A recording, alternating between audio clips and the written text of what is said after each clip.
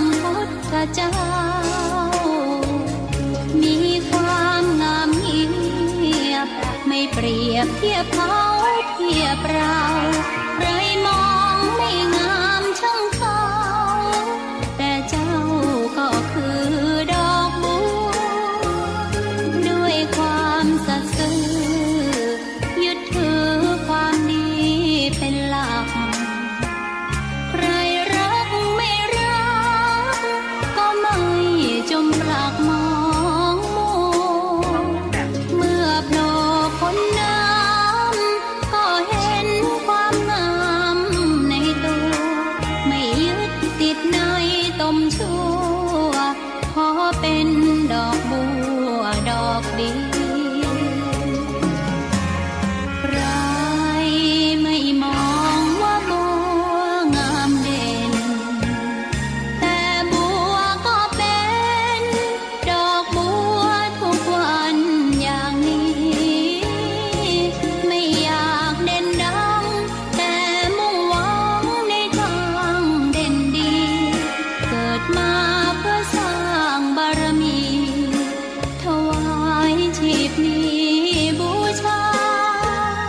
ดอกบัวดอกน้อยเฝ้าคอยคนที่ใจบุญมาโอบเอื้อเกื้อกูลรู้ค่าของบุญเก็บบัวขึ้นมาเพื่อสร้างความดี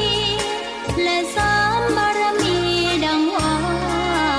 ใช้ดอกบัวนี้บูชาพระสัมมา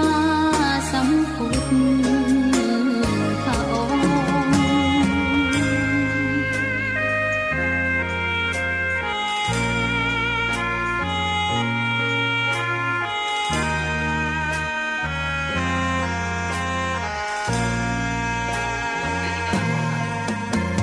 ใคร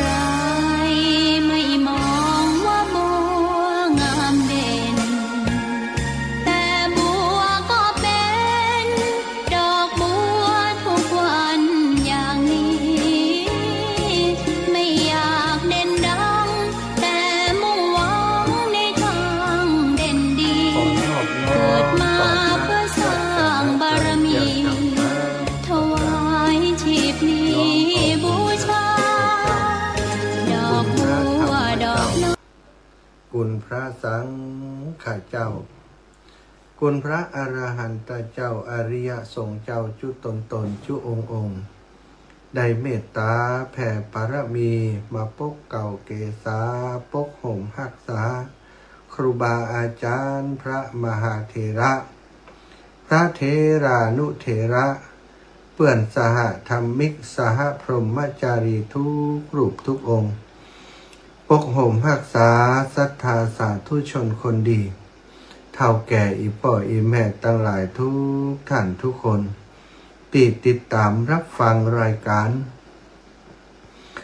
สารธรรมยามบ่ายตั้งสถานีวิทยุในเครือข่ายสายบุญคลื่นสีขาวเพื่อชาวประชาซึ่งออกอากาศจากวัดปากตังเจริญอำเภอดอยหล่อจังหวัดเชียงใหม่ในเมตตาปารมีของครูบาอาจารย์ท่านอาจารย์พระครูอภิวัฒนวิกรมที่ได้เมตตาเชื่อมสัญญาณลิงก์สัญญาณจากสถานีวิทยุ 106.50 เมกะเฮิรตซ์วิทยุเพื่อเผยแผ่พระพุทธศาสนาวัดบรรพตสถิตไปยังเครือข่ายสายบุญคลื่นสีขาวเพื่อชาวประชาอยู่ในขณะนี้ศรัทธาญาติโยมอีป่ออีแม่ตั้งหลายวันนี้วันที่16วันครูเป็นวันสำคัญ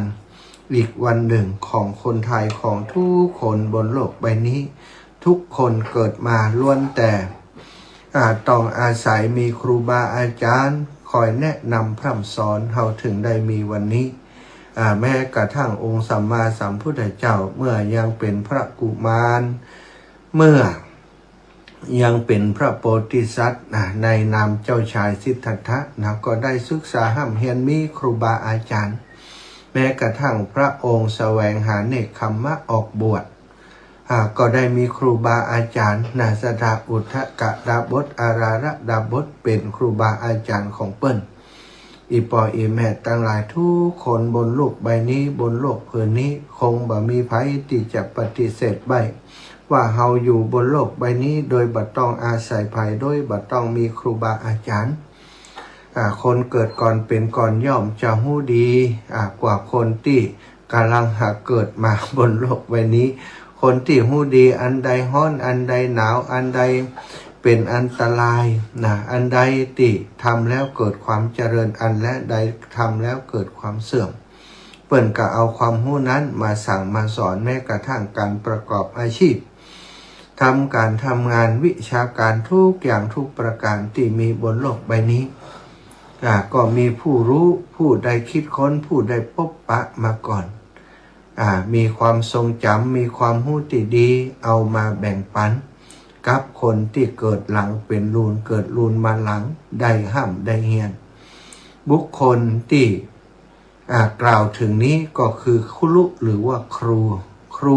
คือผู้ที่มีความสำคัญต่อชีวิตของหมู่เฮาทุกคนศรัทธาอีปอยอีแม่แล้วก็ครูคนแรกของเฮาตั้งหลายคงปฏิเสธบ่ได้ว่าคือคุณพ่อคือคุณแม่ถ้าไผที่เกิดมาบ่หันพ่อหันแม่ก็จะได้หันปู่ย่าตายายญาติกาวงวานอื่นๆหรือแม้กระทั่งว่าคนเกิดมาถูกลักพาไปอยู่ในแพะในป่าเนาะหูสัตว์ได้เลี้ยงก็มีสัตว์นั้นเป็นครูศรัทธาอีปอยอีแม่ตั้งหลายเพราะฉะนั้นเราจะปฏิเสธว่าบ่มีครูโลอีนะคงเป็นไปบ่ได้เนาะเราต้องมีครูทุกคนการที่วันนี้เปิ้นได้กำหนดเธอเป็นวันครูครูแห่งชาติบ่แน่ใจว่าเป็นครูของโลกด้วยหรือเปล่านะแต่ว่าประเทศไทยของเรากำหนดหมายเสาร์ที่หนึ่งของสัปดาห์เนาะเสาร์ที่หนึ่งของสัปดาห์นั้นเป็นวันเด็กเสาร์ที่หนึ่งเป็นวันเด็กเสาร์ที่สองก็เป็นวันครูเสาร์ที่สองเป็นวันครูสถานวันนี้ก่อนระลึกถึงบุญคุณของครูบาอาจารย์แล้วก็จะไปลืมนะคนที่เป็นครูคนแรกของเฮาบิดามารดาคือครูคนแรกของลูกของเต้าบิดามารดาพูดชื่อว่าเป็นพรหมของลูกนั่นก็คือเป็นพระพรหมโดยเป็นครูโดยการที่เฮาก่อนที่เฮาจะไปโรงเรียนไปห้ำไปเฮียนตามหลักสูตรต่างๆหลักสูตรแรกที่เฮาจะเฮียนก็คือการอยู่ในสังคมนี้ฮู้จักคนนี้เป็นป่อฮู้จักคนนี้เป็นแม่ป่อแม่ได้ฝึกการการจาฝึกการกินฝึกการเดินทุกอย่างนั้นเรียกว่าครูสถาคนที่ฝึกฝนทำให้เฮาได้มีวันนี้ได้ก็คือครูพ่อแม่จึงเป็นครูคนแรกของลูกไปบ่มีครูคนแรกนี่คงเป็นไปบ่ได้ถ้าบ่มีพ่อมีแม่อย่างที่ว่าก็คนอื่นๆเนาะปู่ย่าตายายที่เลี้ยงเฮาคือครูคนแรกของเฮาเปรียบเสมือนป่อไฟเลี้ยงเฮาก็คนนั้นเป็นป่อเป็นแม่ศรัทธาญาติโยมแล้วก็ต่อจากนั้นมาเมื่อเฮาเติบใหญ่เติบหน้ากาบาลบัดเดี๋ยวนี้ตั้งแต่อนุบาลบ่ก่อนนี้7 ขวบก็หาไปโรงเรียนหรือว่าไปโรงเรียนห้ามเรียนหนังสือบัดเดี๋ยวนี้เด็กๆจะต้องเรียนหนังสือตั้งแต่อายุ2 ขวบ3 ขวบไปฝึกทักษะชีวิตต่างๆไปอยู่ร่วมกับเพื่อนกับฝูงบัดเดี๋ยวนี้บ่มีแต่ละครอบครัวบ่มีลูกนักเนาะศรัทธามีลูกคนเดียวละอ่อนมันมีเปื้อน บ่มีปฏิสัมพันธ์กับสังคมรอบข้างที่เป็นคนรุ่นเดียวกันคนในยุคนี้สมัยนี้จึงปากันเอาลูกไปฝากไว้ในเนอร์เชอรี่เนอร์เชอรี่ก็คือสถานที่รับดูแลเด็กก่อนวัยเรียนไปฝึกการนอนการอยู่การกินต่างๆแล้วก็มีเพื่อนเล่นโดยการมีของเล่นให้ได้เล่นแล้วก็พ่อแม่ก็ได้ไปทำงานป พ่อแม่ประเดี๋ยวนี้นี่ต้องทำงานถ้าบัดทำงานก็มีอย่างมาเลี้ยงลูกดูแลลูกตึงพ่อตึงแม่ต้องช่วยกันก็เอาลูกไปฝากไปเรียนในโรงเรียนอนุบาลต่างๆคนมีตังน้อยก็ไปโรงเรียนที่ดังๆดีๆโรงเรียนนานาชาติคนที่บ่ค่อยมีตังก็เอาไปโรงเรียนทั่วไปส่วนเด็กเล็กของเทศบาลของอบต.ของวัดวาอารามต่างๆเป็นที่เปิ่นอนุเคราะห์สงเคราะห์เข้าใจเจ้าบ้านว่าต้องทำมาหากินลูกหลานจะต้องช่วยเขาดูแลสมัยก่อนนี้พระสงฆ์องค์สังฆเจ้าจะเปิด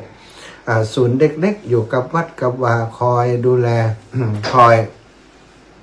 อำนวยการดูแลให้กับพี่น้องชาวบ้านต่อมาทางเทศบาลต้องอบต.หันว่าตรงนี้เป็นหน้าที่ของเทศบาลอบต.ท้องถิ่นติควรจะเข้ามาดูแลเนาะความทุกข์สุขให้กับพี่น้องชาวบ้านเพิ่นก็เอาเข้าไปใน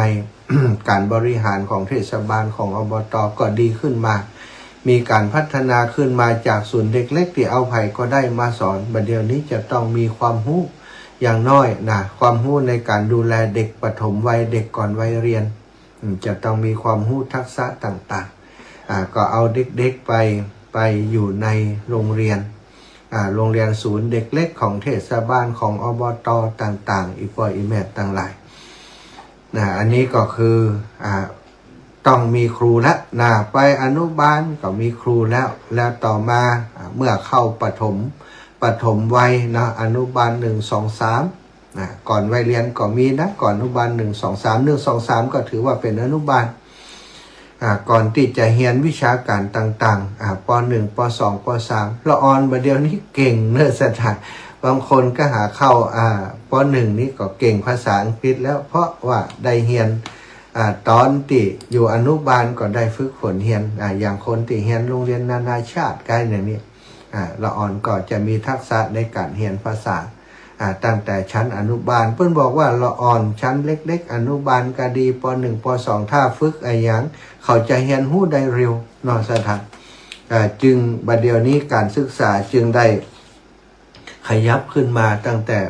วัยน้อยๆป .1 ป .2 ป .3 จนไปถึงป .5 ป .6 จบป .6 แล้วเอาละกรรมนี้ก็ไปมัธยมม .1 ม .2 ม .3 ไปถึงม .6 แล้วก็ไปเข้า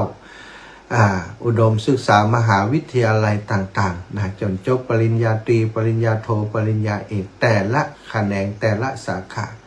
สถานลองกึดพอตั้งแต่อนุบาลไปจนฮอดปริญญาเอกจะมีครูบาอาจารย์กี่คนเนาะถ้าเขาจดไว้จำไว้จือไว้บันทึกครูบาอาจารย์ทุกคนที่มีส่วนในการสอนวิชาการคือเขาก็นักแล้วครูที่สอนทักษะชีวิตคือกับเขาแหมโลเนาะต่างๆสอนโน่นสอนนี้บางเตื้อมันไม่ได้เป็นหลักสูตรแต่เป็นหลักสูตรชีวิตที่เราได้ใจอยู่พ่อแม่ก็ดีคนรอบข้างเขาก็ดีที่ได้สอนเราฮู้เรื่องนั้นเรื่องนี้นี่ก็คือว่าเป็นครูคนหนึ่งแม้กระทั่งครูบาอาจารย์พระสงฆ์องค์สังฆเจ้าที่อยู่วัดอยู่วาสอนธรรมะกาอันนี้ก็ครูตั้งคิดวิญญาณก็ถือว่าเป็นครูคนหนึ่งเหมือนกันวันนี้เมื่อเป็นวันครูแล้วศรัทธาลองน้อมระลึกไปว่าเฮาได้ผ่านมือคุณครูมากี่คนกี่ท่านแล้ววันนี้ครูของเฮายังมีชีวิตอยู่หรือไม่ถ้ายังมีชีวิตอยู่ศรัทธาอย่าไปลืมถ้าอยู่ใกล้เนาะข้าวน้ำอาหารของหวานของข้าวของใจเครื่องใจไม้สอยต่างๆถ้ารุ่นเฮานี่ว่าเดี๋ยวนี้ครูก็รุ่น80 90อาตมา60ปลายนี่ครูของอาตมาก็ปุ่นเนาะตั้งแต่70ขึ้นไปถึง80 90ครูที่อายุนักขึ้นสถานครูนี้บ่มีวันลืมศิษย์นะจะบอกเถอะแต่ลูกศิษย์ทั้งหลายนั้นส่วนใหญ่มักจะลืมครูบาอาจารย์ไปครูบาอาจารย์ที่สอนเฮาปฐมมัธยมต่างๆนั้นก็ถือว่าเป็นปูชนียบุคคลปูชนียบุคคลก็คือบุคคลที่ควรสักการะควรบูชาแล้วทำไมถึงต้องสักการะบูชาเพราะว่าคนเหล่านี้ถ้าเฮาสักการะบูชาแล้วเฮาได้บุญ ได้ประโยชน์จากการสักการะบูชานั้นแสดงว่าเฮานั้นเป็นผู้มีความกตัญญูกตเวที ความกตัญญูกตเวทีนั้นศรัทธาอีปอยอีแม่เป็นเครื่องหมายการค้าของคนดี ว่าเครื่องหมายการค้าของคนดีปัดเต้าจะใดนี่อาจารย์ คนนี้เป็นการค้าโดยการตาประทับว่าอันนี้ดีบ่ดีเนี่ยศรัทธาคนนี่มีบอกว่ากี่ร้อยกี่พันกี่หมื่นกี่แสนกี่ล้านคนบนโลกใบนี้ในสังคมเฮานี่หลอบหัวหลอบหางหลอบตัวเฮาเหมือนนี่มีคนกี่คนนะมีคนล้อมหลอบไปหมดเขาจะรู้อย่างไรว่าคนนี้เป็นคนดีหรือบ่ดี แต่ละคนเป็นคนอย่างไรถ้าเขามีโอกาสศึกษาเรียนรู้เปิ้นบอกว่าดูว่าคนคนนี้มีความกตัญญูกตเวทีก่อนถ้ามีความกตัญญูกตเวทีต่อพ่อต่อแม่ต่อปุพการีต่อครูบาอาจารย์ต่อประเทศชาติบ้านเมืองต่อศาสนาแสดงว่าคนคนนี้การันตีได้เลยว่าเป็นคนดีนะสถานเครื่องหมายการค้าของคนดีนี้คือความกตัญญูกตเวทีถ้าจะเลือกคนเข้ามาในองค์กรเลือกคนเข้ามาเป็นผู้นำเลือกคนเข้ามาเป็นคนในครอบครัวของเฮาศรัทธาอย่าไปลืมเครื่องหมายการค้าตาประทับนี้ต้องมีจะเอาไผ่มาเป็นผัวสักคนสุมาเตอร์จะเอาไผ่เป็นสามีจะเอาเป็นไผ่เป็นภรรยาสักคนศรัทธาญาติโยมพอก่อนว่าหมอนี้มันฮักป่อฮักแม่มันก่อน มันบุ๊บมันตีพ่อแม่มันตึงวันเนี่ยหรือว่าผู้หญิงมันด่าแม่มันด่าพ่อมันด่าปี่ด่าน้องบ่เข้าลบไผ่เลยอีปล่อยอีแม่ทั้งหลายถ้าเลือกคนอย่างนี้มาเป็นคู่ครองก็เดี๋ยวเขาก็โดนมัดมัน เดี๋ยวก็โดนมันซ้อมเขาทำดีแค่ไหนกับมันก็สำนึกนะมันก็บหารบุญคุณของเขานี่ศรัทธาญาติโยมทั้งหลายเพิ่นถึงบอกว่ามันมีเครื่องหมายการค้าของคนดีอยู่คนดีดันดับแรกต้องมีความกตัญญูกตเวทีคนดีบ่แจ้ว่าโอ้คนนี้เรียนหนังสือเก่งเป็นนายร้อยเป็นนายพันจบด็อกเตอร์ด็อกตายออกมาบ่สำคัญนะศรัทธาบ่สำคัญเลยนะจบไหนมาแต่ว่าถ้าหากบ่ใจคนดีบ่มีความกตัญญูกตเวทีบ่ความมีความเมตตากรุณานะคนเหล่านั้นจบมาก็เอาวิชาการนั้นมาทำร้ายสังคมมาทำร้ายตัวเฮาคนที่จะเป็นคนดีได้นั้นก็ต้องมีความกตัญญูปัจจัยว่าโอ้เรียนหนังสือกับครูบาอาจารย์แล้วบัดนับถือครูบาอาจารย์ศรัทธาบางคนเนี่ยเป็นด็อกเตอร์นะครูบาอาจารย์เป็นครูบาอาจารย์ป .4 ด็อกเตอร์นั้นเป็นยังกราบการเข้าไปหาไปไหว้สักการะบูชาครูบาอาจารย์บอกว่าถ้าบ่มีอาจารย์ผมนี่บ่ได้เรียนหนังสือผมนี้คงบ่ได้มาถึงตรงนี้ผมคงแบบได้เป็นเจ้าเป็นนายผมคงได้ถึงจบปริญญาครูสมัยก่อนน่ะศรัทธาอีปอยอีแม่ทั้งหลายหักนักเรียนเหมือนกับลูกตัวเก่านักเรียนนี่บ่ใจเรียนก็อยู่แต่ในโรงเรียนกลับไปบ้านครูจะไปพอไปสอดส่องดูแลแล้วอ่อนสมัยก่อนหันครูนี่ล่น กลัวครูแต่คนสมัยนี้นี่ย่ำตีนครูมันย่ำขอโทษจะบอกเนาะนี่คือสังคมมันเปลี่ยนไปเยอะอีปออีแม่ทั้งหลายฉะนั้นวันครูทุกครั้งมันก็เหมือนกับย้อนรอยถอยหลังหวนให้เฮาทั้งหลายทุกคนที่เป็นมนุษย์อยู่นี่นะที่มีลมหายใจอยู่นี่จะไปลืมกุลของครูนะถ้าเฮาลืมกุลของครูก็เท่าหักเก่ากับเฮาบ่มีความกตัญญูกตเวทีต่อครูเมื่อบ่มีความกตัญญูกตเวทีต่อครูเฮาจะบ่เจริญไปทางหน้าเฮาต้องการความเจริญไปทางหน้าคุณธรรมที่จะต้องสั่งสมอบรมให้เกิดขึ้นมีขึ้นก็คือการเคารพ การระลึกถึงบุญคุณของครู ถึงเฮาจะบ่มีอย่างของอย่างไปฝากเสียทั้งครูบาอาจารย์เพิ่นบ่ต้องการอย่างหรอกต้องการแค่ให้ลูกศิษย์เป็นคนดี มื่อได้ข่าวว่าลูกศิษย์คนนี้ประสบความสำเร็จในหน้าที่การงานเป็นปอเลี้ยงเอียนคำเป็นนักธุรกิจเพิ่นก็ดีใจแล้วก็ไปบ่ปอเป็นนักธุรกิจที่ดีเป็นนักการเมืองที่ดีเป็นอายังก็เป็นดีครูเมื่อฮู้ว่าลูกศิษย์ดีก็มีความสุขเวลากล่าวถึงศิษย์คนนี้ก็จะกล่าวถึงแต่ในทางที่ดีสมัยก่อนนะมันเป็นคนอย่างนี้เป็นคนดีเปิ้งติดเตอะมันถึงได้เป็นคนดีเนี่ยสถานก็จะสนับสนุนให้คนอื่นได้รู้จักเฮาในมุมมองที่ดีจากครูบาอาจารย์มันแปลกอยู่อย่างหนึ่งคนที่บ่ดีกับครูบาอาจารย์คนที่บ่มีความกตัญญูกตเวทีส่วนใหญ่ก็ขึ้นที่สูงบ่ได้เหมือนกันสถานถึงจะขึ้นได้ก็ขึ้นได้บ่เหมือนนะเพราะคนบ่กตัญญูคนบ่มีคุณธรรมข้อนี้นั้นย่อมจะบหันหัวไผ่ ขนาดหัวคุณครูมันยังบหันเนาะคุณครูมีคุณงามความดีต่อเฮามากมายเฮายังบหันภาษาอย่างคนอื่นที่ทำดีกับคนคนนั้นมันจะไปหันหัวเปิ้นพอมันข้ามเปิ้นได้มันก็จะข้าม ก็มีศิษย์กตัญญูบางคนที่เรียนหนังสือเก่งซะท่าพอไปหันครูติจบป .4 คุณติครูติอยู่ตาม โรงเรียนประถมต่างๆทั้งที่เคยสอนตัวมาหันเปิ้นแล้วแทนที่จะไหวจะสาเปิ้นก่อนเฮานี่เป็นพอโน่นพอนี่เขาเป็นด็อกเตอร์มันเป็นเขาเป็นผู้ใต้บังคับบัญชาของเขาต้องไหวเฮาไงลืมไปว่าเมื่อก่อนเนี่ยเปิ้นเป็นครูตัวแล้วตัวจะใหญ่โตมาจากไหนก็ตามเตอะมาทีหลังเปิ้นมาก่อนควรที่จะเคารพบูชาไหว้สาแต่บางคนบ่ทำครูยังบ่ออกยังบ่เกษียณเถอะกะ เปิ้นเกษียณไปทื่อๆแล้วครูที่เป็นครูบาอาจารย์เก่าก่อนต้องไหว้ตัวอันนี้คือสิ่งที่เป็นวัฒนธรรมที่บดีคนอย่างนั้นถ้าไผ่หู้เขาก็จะมองว่าหมอนี้เป็นคนบดีอีปอยอีแม่ทั้งหลายคนอย่างนี้ก็มีอยู่ในสังคมของเฮานี้คนที่มีมานะทิฏฐิเอาความรู้ของตัวเอง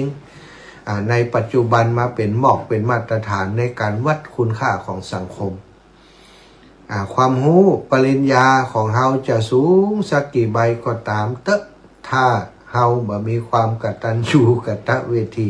ต่อครูบาอาจารย์ความรู้ปริญญาบัตรนั้นก็มีความหมายหรอกซะท่ามันกลายเป็นว่าเป็นดาบสองคมที่มาทับมาถมให้เฮามีทิฏฐิมานะมีความหันที่พิษแต่คนดีทั้งหลายเนี่ยอาตมาคิดว่าเปิ้นมาทำอย่างนั้นเนาะเปิ้นปักครูบาอาจารย์โผล่เข้าไปไหว้โผล่เข้าไปก่อนโผล่เข้าไปกราบไปสากันถึงนั้นอยากจะหันภาพแบบนี้ในสังคมโดยเฉพาะวันนี้เป็นวันครูกราบพ่อกราบแม่สวัสดีครับคุณครู ครูพ่อครูแม่มึงคนเฒ่าครูพ่อครูแม่มึงนะถ้าเปิ้นนั้นกาย่าอย่างพิษนะเปิ้นว่าพ่อแม่สอนอย่างอีกาเนาะแต่กราบไปสาไปไหว้ไปสาบุรพาจารย์ครูคนแรกของเฮาคือพ่อคือแม่ เอาดอกมะลิไปไหว้ก็ได้เนาะพ่อแม่นี่นะดอกมะลิหรือว่าดอกอย่างเพิ่นใช้ดอกเข็มกัน เดี๋ยวไปทิ่มไปแทงกันเหมือนกันเนาะแค่กราบเฉยๆแล้วก็บอกว่าขอบคุณที่พ่อแม่ได้สอนลูกให้เป็นคนดีสอนลูกให้เป็นให้ได้ให้ลูกได้สอนลูกให้ได้มีความรู้ได้มีการศึกษาต่างๆถ้ามีอีพ่ออีแม่ลูกคงมีวันนี้นี่ถ้าไปกราบไปสาธุศรัทธาคนเฒ่าคนแก่พ่อแม่ก็ใจฟูใจฟองว่าลูกเฮานี่เป็นคนดีเป็นคนกตัญญูกตเวทีใจใดนี่ถ้าว่าวันนี้เป็นวันครูเนี่ยอย่างวันครูก็กินเหล้ากับคุณครูกะคุณครูเป็นยังกินเหล้ากันทึดอันนั้นเป็นวัฒนธรรมที่บดีสถานไปเอาสิ่งที่บดีมาเนี่ยเนาะบางครั้งบางทีนะก็หันอยู่ว่า พิธีในวันครูนี้เพิ่นก็จะมีครูอาวุโสมาให้ครูรุ่นน้องรุ่นลูกรุ่นหลานนี่ไปไหว้ไปกราบ แล้วก็มีครูมีอย่างต่างๆที่พอจะเสาะได้หาได้ที่ล่มหายตายจากมาเปิ่นก็ทำบุญทักษิณานุปทานกิจไปให้คุณครูสถานเปิ่นก็ทำกันอย่างนี้แต่ว่าทำมอบรางวัลคุณงามความดีแก่คุณครูทั้งหลายคุณครูนี้เก่งภาษาไทยทำผลงานได้ดีสอนละอ่อนดีมีปฏิสัมพันธ์กับเพื่อนครูที่ดีเป็นครูดีเด่นประจำปีมอบวุฒิบัตรให้กับคุณครูนี่พอมอบกันแล้วเพิ่นก็เอาละกรรมนี้นะเนี่ยอย่างต่อก็เป็นภาคบันเทิงเอาครูมาแสดง ไปหันแล้วบางทีก็นะครูใหม่ๆก็มีครูเก่าๆก็มีครูละอ่อนตอนแต่นเนี่ยขึ้นมาแสดง ขึ้นมาร้องรำทำเพลงมาฟ้อนมาลำก็เป็นอันสนุกสนานของเปิ้นแต่ความสนุกสนานบางทีก็อย่างว่านะสถามันมีเหล้ามียาเข้าไปเกี่ยวข้องเข้าไปอย่างกลายเป็นว่าขึ้นต้นเป็นมะนิซ้อนพอแตกใบอ่อนเป็นมะนิลาไปเหี่ยนะเป็นกระบ้องกัญชาไปเหี่ยก็มีวันจะดีแต่ว่าไปทำในสิ่งที่ บางครั้งบางทีก็กลายเป็นเรื่องมอมเมากันไปเหี่ยเนาะสำหรับคนที่บรรลุนิติภาวะแล้วคนที่เป็นครูถือว่าเป็นปูชนียบุคคลการจะไปเลี้ยงร้องรำทำเพลงกันในสถานที่ราชการอย่างการต่างๆความจริงนี่ก็ผิดกฎหมายเนาะอาตมาเคยมีครั้งหนึ่งไปร่วมกิจกรรมวันครูไปเป็นโฆษกพิธีกรให้เปิ้น แล้วมีคนหมอคนหนึ่งก็รู้จักกันฮักกันดีนะเข้ามาในที่ประชุมนะแล้วก็ลู่ไม้ไป กำไม้ไปกำไม้ไปโดยที่ ตัง ไข่บาตันมึงตันนี้เนาะก็บอกว่าบัดเดี๋ยวนี้ท่านตั้งหลายได้ทำผิดต่อพระราชบัญญัติ ผิดทำผิดกฎหมายได้ดื่มสุราเมลัยในสถานที่ราชการเนอะอันนี้เป็นอาคารสถานที่ของโรงเรียนท่านตั้งหลายมาทำประชุมจุ่มนุมอย่างอีผิดกฎหมายตอนนี้ตำรวจกำลังมาปัดต้องสถานเดือดร้อน เอาตำรวจไปยับคุณครูกันจึงในหอประชุมนั่นนะก็กันปัดต้องกำกับก็มาอย่างก็มาก็กันนะกันปาเปิ่นไปกันนะว่าอย่างอีเอาละอะไรเมื่อมันเป็นอย่างอีก็ขอทำอย่างนี้1 2 3ก็กันไปแต่ว่า เป็นประเด็นเป็นปัญหาขึ้นมาเหมือนกันสถานที่ราชการบอกว่าเป็นอำเภอก็ตามนะหอประชุมของอำเภอหอประชุมของโรงเรียนต่างๆหอประชุมที่มันเป็นที่ราชการเปิ่นห้ามสังสรรค์ถ้าสังสรรค์ก็คือต้องแบบมีเหล้ามียาบักก่อนเนี่ยเนาะมีแผวโคโยตี้เหมือนกันแต่ว่าเดี๋ยวนี้คือระวังมันผิดกฎหมายเนาะมันเป็นสิ่งที่บดีเป็นสิ่งที่บดีความจริงก็เป็นสิ่งที่ต้องควรพินิจพิจารณาถ้าจะเลี้ยงจะดูกันอย่างนั้นต้องไปสถานที่ที่มันบาใจเป็นสถานที่ราชการเนาะแต่เขาก็ว่ามันเสี่ยงตังมันต้องไป มันเสี่ยงตังมันจะต้องไปเจ้าเปิดมาเอาสถานที่ราชการไม่ไปว่าก้าสถานก่อนเพิ่งกันเนี้ยเลยอันนี้ก็มีนะเนาะสถานให้ฟังว่าเป็นสิ่งที่คุณครูก็ต้องระมัดระวังเหมือนกันสปอตไลท์ส่องมาที่คุณครูในวันนี้โดยเฉพาะเป็นวันครูแต่ว่าถ้าคุณครูเมาเราวันนี้ลูกศิษย์ลูกหามาหาจะมาไหว้สาคุณครู คนครูเมาเรางนเงิน มันก็เป็นภาพที่บ่สวยงามเนาะ แต่จะได้ก็ตามสถานคนเฮามันจะฮือดีไปทั้งหมดมันก็บ่ใจแต่เฮาจะไปเป็นผู้เนรคุณหรือว่าอกตัญญูต่อครูบาอาจารย์นะป้าครูเมากับป้าครูกลับบ้านเหี้ย จะไปเอาครูไปประจานจะไปถ่ายรูปคุณครูที่เมาแอไปคนเมาก็คือคนเมาแต่ว่าคุณครูก็คือคุณครูต้องแยกนะคณะที่เป็นคนเมานั้นก็ถือว่าไม่ใช่ครูกันแล้วกันเนาะหมายความว่าเฮาต้องเอาไปเป็นตัวอย่างนะแต่ว่ามันจะได้ไปดูถูกเปิ้นว่าอันนี้มันไม่ใช่ครูนี่แบบว่าอย่างอันบ่ได้นะแต่ว่าเฮาบ่เอาสิ่งนั้น มาเป็นแบบเป็นตัวอย่างสำหรับการปฏิบัติของเราต้องก็ช่วยเหลือดูแลแต่เป็นคนกตัญญูต่อเปิ้นอยู่สิ่งที่เราได้รับเป็นบุญเป็นกุศลเป็นความรู้เป็นวิชาการต่างๆจากคุณครูนั่นคือสิ่งที่เราควรน้อมระลึกถึงควรเคารพบูชาอยู่ตลอดเวลาบ่ใจว่าโอ้หันเปิ้นในวันก่อนเป็นคุณครูในวันนี้มาหันเปิ้นว่าบ่ใจครูอย่างเพราะเปิ้นเป็นคนอย่างนู้นอย่างนี้บ่ได้ส่วนที่เป็นคุณงามความดีที่ทำให้เฮาเรียนรู้อยู่เฮาก็ต้องนับถือตามความรู้ที่เฮาได้ร่ำได้เรียนจากคุณครูวันนี้อยากจะให้ทุกท่านทุกคนน้อมรำลึกถึงครูบาอาจารย์ของเฮาไว้เวลาค่ำคืนมาสวดมนต์ทำวัดแล้วนั่งสงบสติอารมณ์น้อมจิตระลึกไปถึงตั้งแต่น้อยถึงใหญ่มาถึงวันนี้เฮามีครูกี่คนลองนึกย้อนไปพอถ้าเฮานั่งสมาธิสวดมนต์ทำวัดนั่งสมาธินึกย้อนไปเนี่ยสถานภาพสวยงามมันจะเกิดขึ้น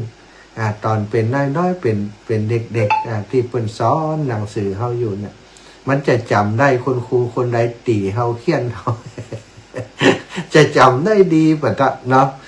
แล้วก็ปรากฏว่าจำแล้วก็มีความซึกฮักคุณครูอาตมานี่มันลึกก่อนนี่โอ้โดนเขียนโดนตีทุกวันนี้ก็นึกถึงคุณครูตีเขียนตีเฮาก็ยังไปมาหาสู่กับคุณครูก่อนที่จะบวชครั้งนี้ก็ไปกราบไปสาคุณครูอาวุโสพ่อครูอินคำด้วงปันต่างบ่ลืมเปิ้น คุณครูคนนี้เนี่ยจำได้ดีเปิ้นสอนเปิ้นจะโหดที่สุดกับพ่อครูทองอยู่พานธงรักพ่อครูทองอยู่พานธงรักตอนนั้นเปิ้นเป็นครูใหญ่พ่อครูอินคำเป็นครูน้อยสอนป .1 เราอ่อนป .1 สมัยก่อน ตัวจะโค้งมันลึกแต่ไปตรงไปนามานี่มาถึงโรงเรียนมันไปตรงไปนาอาบน้ำมันมีสบู่อาบน้ำเนี่ยเอาน้ำหดตัว7 ตัวก็ไม่ได้7หนุ่มผ้าตองผ้าเตียวหนุ่มเตียวพุทธก้นเหี่ยไปโรงเรียนเกือบก็ไม่ได้ซุปปัดต่อไปตรงก็ยังว่าในหินครบเขาก็เอาคิปเปอร์มกหูมกหัวมกอันอย่างควายเหมือนกันเราอ่อนไปตรงนี่ไปอัน เอาควายไปส่งเปิ่นแล้วก็ลวดช่วยพ่อแม่ปั้นคันนาก็อย่างเงี้ยมันแยกการได้แล้วหรอเปิ่นใจแล้วหรอบางเถื่อก็เอาแซะเอาหิ่งไปโดยไปซ่อนป่าแซะซ่อนป่านี่มันลู่กันลู่กันกับปัดแม้ถึงขี้เปอะขี้ปงมอมแมมบัดหน้าตามีกับขี้เปอะกลับมาบ้านอาบน้ำ อาบน้ำกับลมกินข้าวอาบน้ำแล้วกินข้าวแล้วก็พังไปโรงเรียนกำสมุดหนังสือเฮียใส่กระเป๋าเก่าวิ่งไปละวิ่งไปคือตันโรงเรียนตั้งแต่เปิดเม่ง เปิดประเทศไทยเรายังหล่นเข้าประตูประโยมเมียโดนจับไว้จับแขนยืนหั่นมาให้เข้าแถวก็เปิ่นไหวพระแล้วเปิ่นถึงจะให้เข้าไปแล้วเข้าไปดีๆจะได้ ไปยืนหน้าเสาธงถูกประจานแหมชื่อยังเปิ่นหู้ชื่อเขาแล้วคือเขาขานชื่อขานดังๆนี่ขานชื่อบอกชื่อยืนข้างหน้าแถวหันครูก็ก็สอนหมู่นั่นไปเฮานี่ก็ยืนหน้าเสลออยู่หน้าแถวหั่นสตางอมกอกงอกยืนนั่นเนี่ยก็ยืนนั่นขาเดียวยืนขาเดียว ต้องยืนขาเดียวอยู่หน้าแถวสักทาลองคิดเถอะนักเรียน100-200นี่แล้วเฮาไปยืนอยู่หน้าแถวหั่นเกือบกำได้ซุบแล้วก็ยืนขาเดียวอันนี้มันมาสายเดือนนี้เกือบจะ 4-5 วันแล้วทำโทษให้ยืนอย่างอีอยู่ที่นี่มันต้องไปไหนเปิดเลิกแถวเข้าห้องแล้วตัวยืนตักแดดอยู่หน้าแถวซะตักแดดอยู่หน้าแถวไปพอโดนเคี่ยนแถมโดนทำโทษแถมตอนนั้นมันอย่างมาจัง จังคุณครูว่าได้คุณครูนี่เปิ่นจะย้ายไปจังเปิ่นสถานญาติโยมถวายความเคารพครับอาจารย์ครับครับผมเอาไว้ที่บ้านครับอาจารย์จะไปวันนี้กะ วันพุธผมจะเข้าไปครับอาจารย์บอกไม่หมอจิ๊บครับเดี๋ยวผมแจ้งเป็นไว้นะอาจารย์นะอาจารย์อยู่วังเหนืออยู่กันตอนนี้โอเคครับเดี๋ยวแจ้งเป็นครับถวายความเคารพครับศรัทธาญาติโยมอันเนี้ยนะอีปล่อยอีแม่ต่างหลายลองมากื้อตองดูนะมันจังขนาดจังคุณครูแล้วก็คุณครูคนเดียวกันนะปอดตอนนี้ห้องว่าปอดนะอีปอดห้องเป็นว่าอีปอดตอนที่อาตมาอยู่ปหนึ่งเนี่ยนะอยู่ปหนึ่งจันเดียวเปิ้นเนี่ยนะเข้าห้องไปวันนั้นเปิ้นก็สอนอ่านภาษาไทยเปิ้นก็จี้ทีละคำนักเรียนประมาณ30 คนอยู่ในห้องครับอ่านไล่กันไปซะท่า อ่านตั้งแต่อันหัวโต๊ะตั้งนานเนี่ยไหลไปเป็นแถวแล้วก็คนลึกนี่มันได้หนังหน้าจะเป็นอาตมา หนังหลังมันนะหนังแถวหลังเนี่ยแต่คนเก่งตึงนั่นไอ้ลึกหลวงตึงนั่นอ่ะเนาะ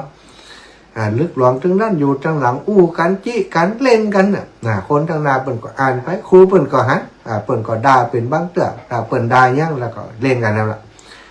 เดี๋ยวถึงตาเธอถ้าอ่านได้ครูจะเครียดนะอ่านได้มันต้องกินข้าวนะสูน่ะเอาก็พอเปิ่นพอไปตัวจำได้แล้วเนาะจำได้ละเปิ่นอ่านจำมาได้ว่าข้อความทั้งหลายนั้นมีอย่างพ่องเรื่องไอ้อย่างพ่องก็อ่านโดยเปิ่นไปจำคิดว่าตัวเองจำได้คือจริงๆแล้วคือจำเอาบวกคำมาจัง บวกคำมาจังเนี่ยเป็นจี้ตัวนั่นก็ไหวอันนั้นเนี่ยก็จำเอาแต่พอถึงตาตัวมันสั่นเนาะสัทธาเปิ่นก็จี้เอาอ่านไปมีคำหนึ่งที่อาตมาอ่านบอกออกคือจำมาได้นั่นแหละความจริงบวกคำมาจังเลยฝาเนาะมันชื่อว่ามันเขียนว่าฝาตู้อินะสัทธาจะเปิดฝาตู้เปิดฝาเนี่ยฝาอย่างให้กระหันไป มันมีไผ่ละมันมีคนลึกอยู่2 คนอาตมากับเพื่อนนั้นก็ต้องซ้ำน่าจะจะลึกกว่าอาตมามันก็ล้ออ่านเหมือนกันมันก็เขาเหลียวไปหามันฝาอย่างบะมันก็ฝาตุ่มฝาตุ่ม ฝาตุ่มเนาะความจริงก็คือฝาตู้คุณครูเปิ่นมืดนี่นะพ่อเปิ่นจนถ่ายจะแย้งตั้งแต่ต้นมาแล้วมันจะมาลึกแต่ว่ามันแบบฟังมันแบบอ่านได้เพื่อนครูก็เดินเข้ามา ยู่หัวโจนกระดานสถาปัตย์กระดานอันไม่อัดเนาะแล้วก็มัน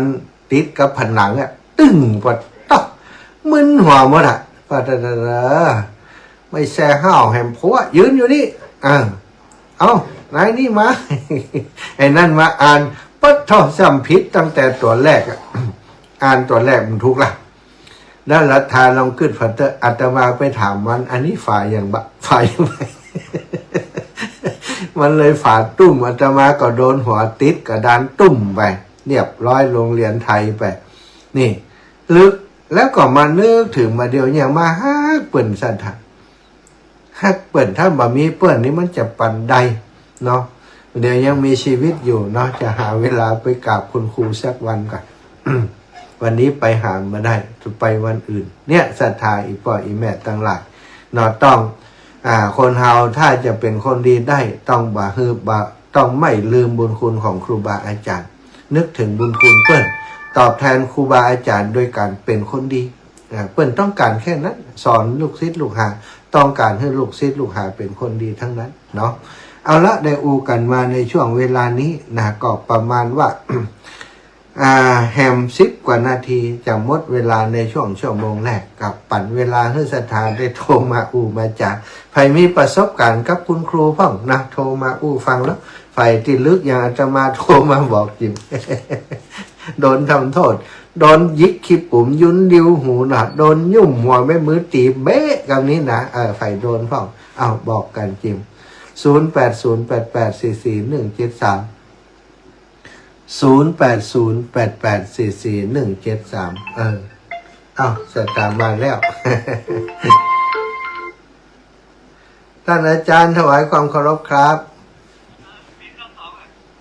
มีครับชั่วโมงที่2มีอยู่ครับ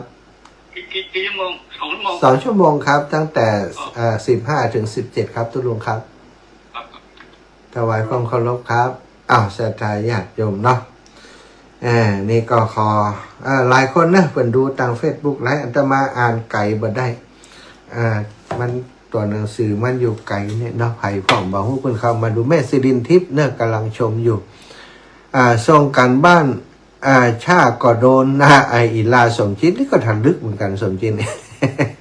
คนลึกส่วนใหญ่จะกตัญญูเนอะอย่าบอกเนาะผมยาวผมยาวน้อยโดนนะอันนี้มีแต่เนาะผมยาวน้อยตัดนะก็จะตัดก็หัวหลอกหัวล้านเพราะเดี๋ยวครูตัดให้น่ะป้อมงามเจริญไผ่นี่เจริญปอนแม่ นมัสการเจ้า ว่าแม่ฟังอย่างนี้ก็เคยทำได้เอาลึกของเรากันถ้าใครหัวแสดงว่ากันลึกของเราเนี่ยได้ลึกก็ลึกรอนเขาเท่าแล้วผมอายไผ่ละน้ำเหล่าเขาฟังก็ผมอายเขาละเราเขานักเรียนก่อนมันจะเห็นนักเรียนเดียวลูกก็อีแม่เกิมกำใจซุปนะเนาะเกิมยังมาเดี๋ยวครูมันโมลึกก่อนแต่จริงๆเป็นอย่างนี้ท่านว่าโอ้แต่หัวตัวเก่าตอนที่เขาม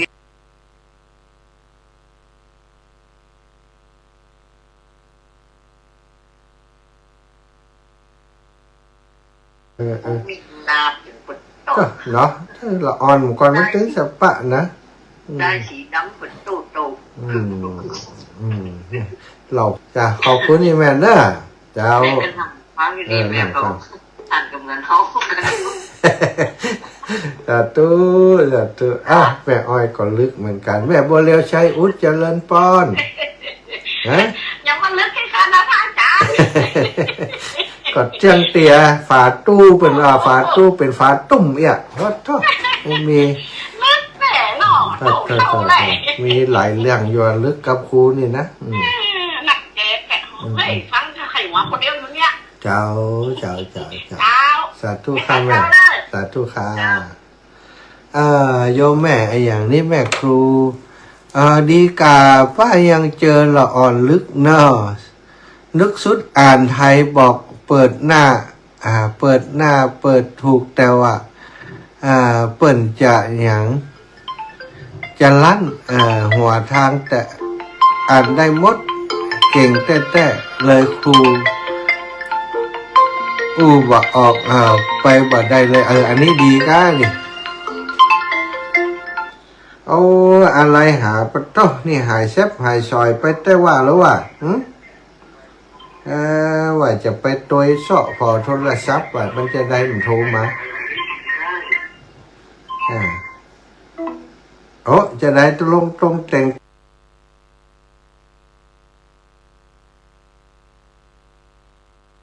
ตะลุงตุงไปเห็นนะไม่อยากไล่ต่างถิ่นนี่โทรมาเห็นไหมไม่อยากเรื่องลึกเลยโทรมาเนาะดีกาป้ายังเจอละอ่อนลึกสุดอ่านไทยบอกเปิดหน้าเปิดถูกแต่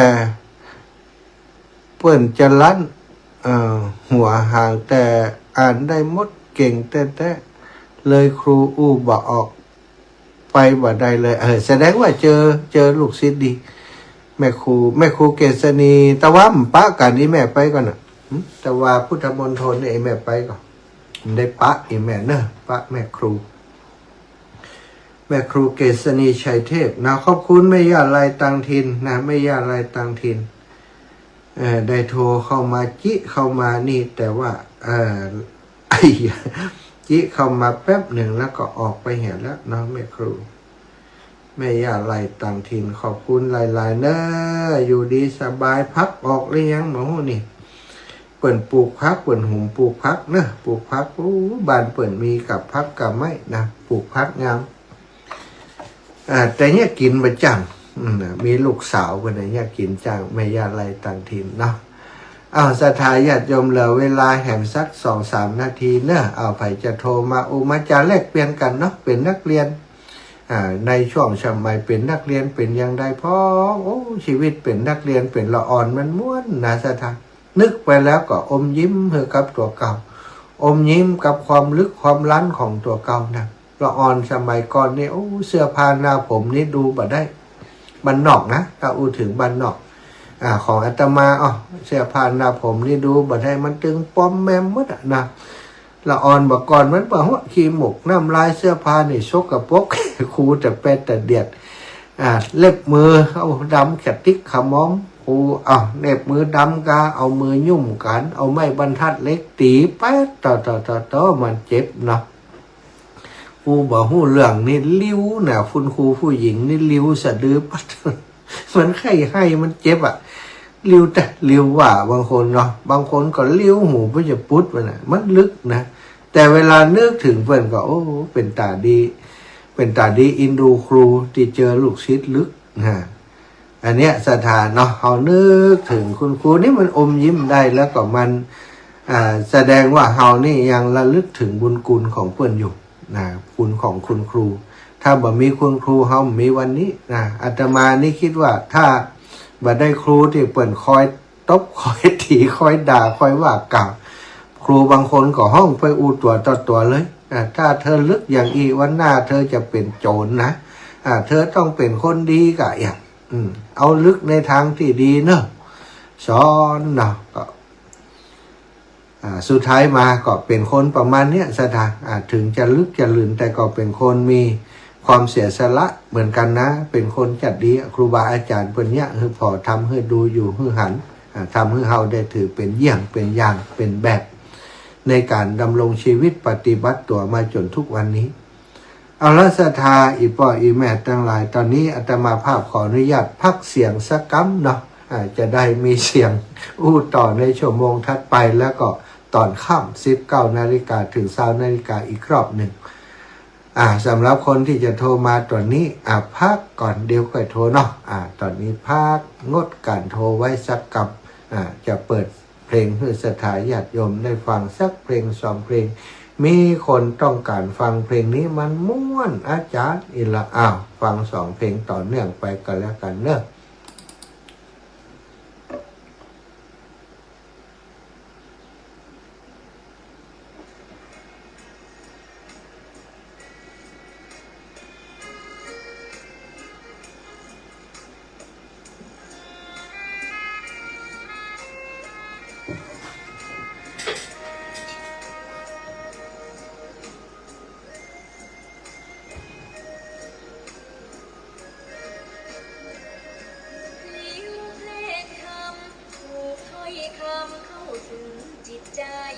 ฟังรายการวิทยุเสียงใสส่งถึงใจไปสู่ปลายนาสารธรรมน้อมน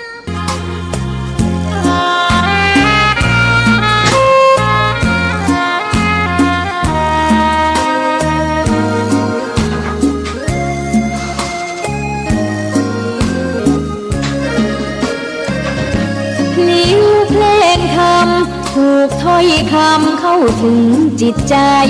ฟังรายการวิทยุเสียงใสส่งถึงใจไปสู่ปลายนาสารธรรมน้อมนำมองพระศาสดาบอกผู้คนทั่วลาหันมาเข้าวัดฟังธรรมคลื่นเสียงนี้เป็นคลื่นธรรมะจากใจส่งถึงบ้านไกลบ้านไกลฟังได้สุขใจล้ำยามดึกดื่นค่ำคืนมีงานต้องทำเป็นคลื่นสารธรรมเน้นย้ำธรรมะเพื่อนใจเสียงคลื่นธรรมบอกหลักธรรมให้คลายความเหงาฟังเสียงธรรมะเบาบอกเล่าถึงคนบ้านไกลสื่อธรรมะบอกลดละระหว่างด้วยใจสื่อไปถึงสวงในเข้าใจหลักธรรมหลักดีลิ้วเพลงธรรมถูกสัมพันธ์จิตใจร่าเริงฟังสาระธรรมะบันเทิงรื่นเริงในชีวิ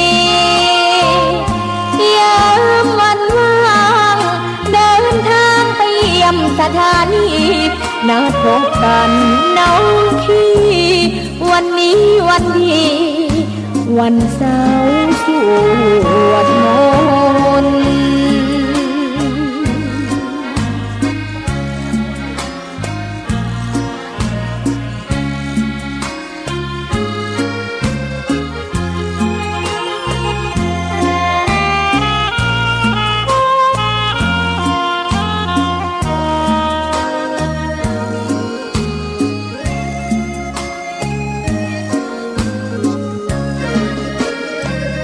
เสียงคลื่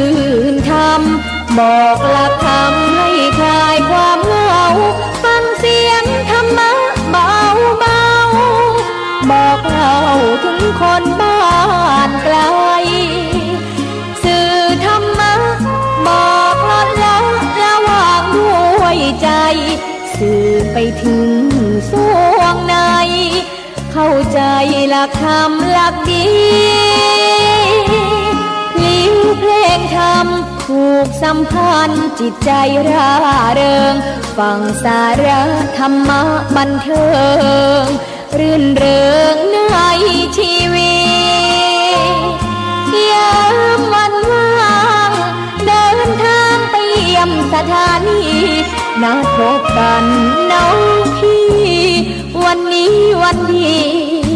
วันเสาร์สวดมนต์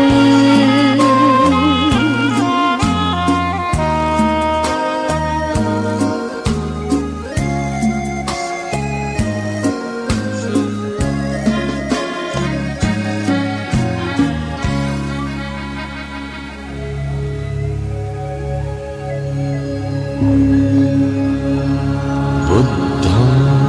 ชรณังกัจฉามิธัมมังชรณังกัจฉามิสังฆังชรณังกัจฉามิ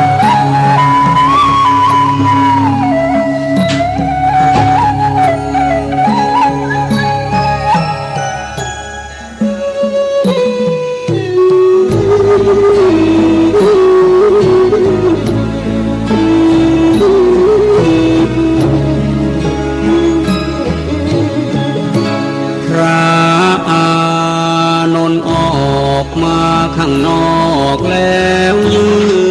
นแอบสะอื้นกล้ำกลืนทุกโทมทวีองค์พระมุนินจะสิ้นแล้วแต่เรานี่อาสวามีสิ้นไปองค์พระบรมครูจะทอดทิ้งเราให้อยู่อย่างเดียวดายนับแต่วันพรุ่งนี้ไม่มีได้รับใช้องค์พระภาคาวะ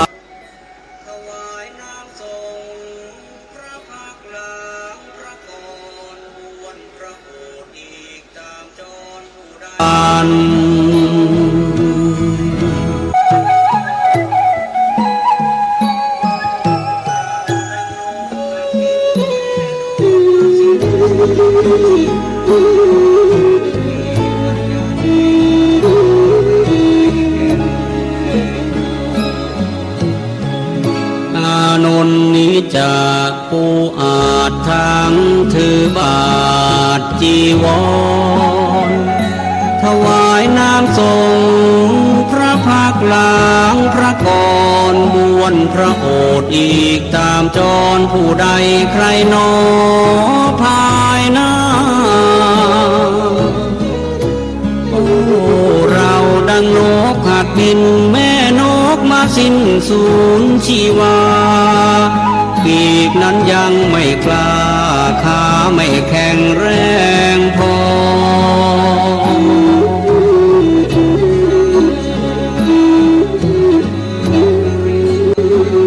ยังบินทะ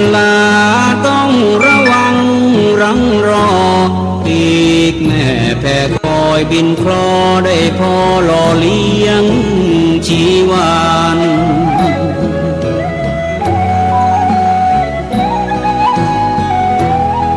เปรียบเป็นเช่นเราได้เพียงพระโสดาบันยังไม่ทันสำเร็จเป็นพระอรหันต์พระศาสดาก็จะมาปรินิพพานในราตรีนี้ไม่นานผ่านเลยลาลับลวงไป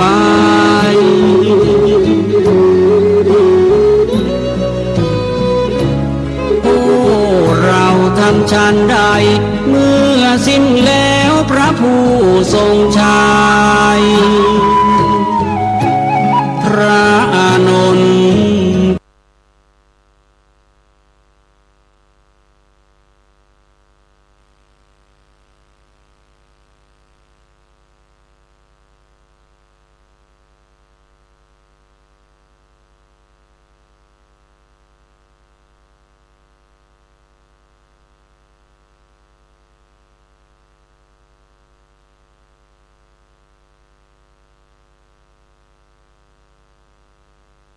กำสดน้ำตานองหยดรินไหล